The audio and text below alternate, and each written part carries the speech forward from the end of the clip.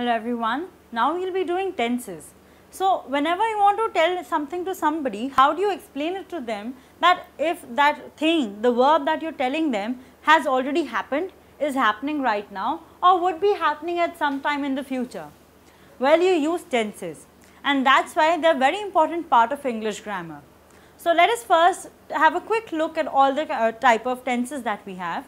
So firstly, the simple tenses, simple present.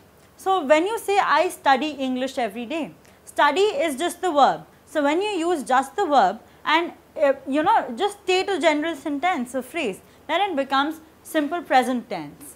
So I study English every day is a simple present tense sentence.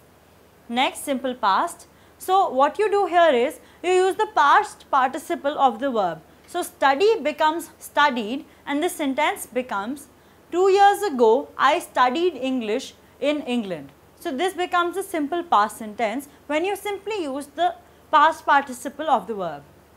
Simple future, again simple future has two forms. You can use will or you can use am going to, right. So let us look at the sentences.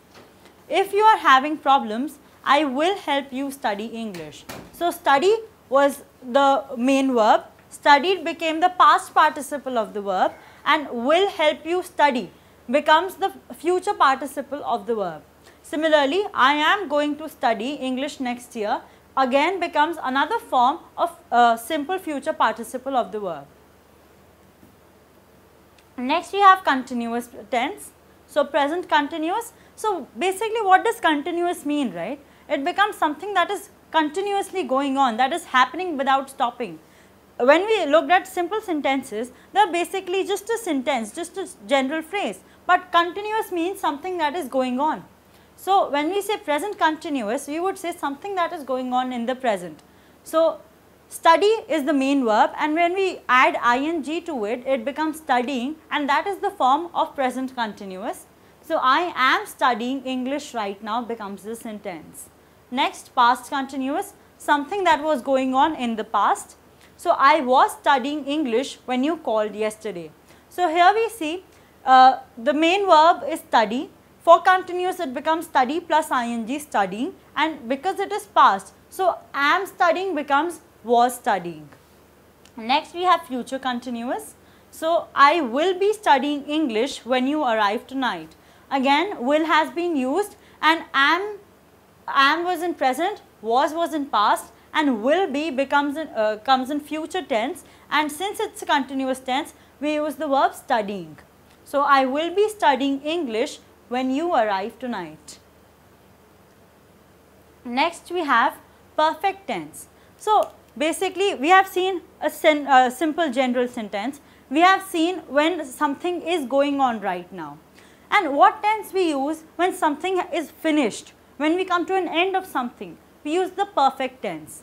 Again, present perfect when something comes to an end in the present.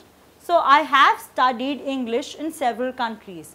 Here you see that study is the main verb, and we use the past participle of the verb, so studied, and have studied because it is a perfect tense. So I have studied English in several different countries. Next, past perfect. So again, since it's perfect, we use the past participle studied, and instead of have studied, have also becomes in past tense and becomes had. So I had studied a little English before I moved to the US. So he had already done this before something else happened, right? So some action has already been completed in the past. Next we have future perfect. Again you will see the pattern.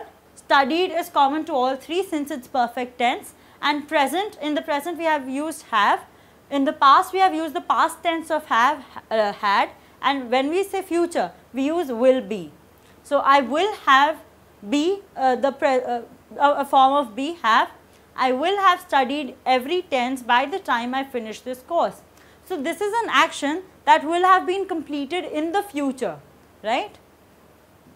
Next we have present continuous tense. So what do you mean by present continuous?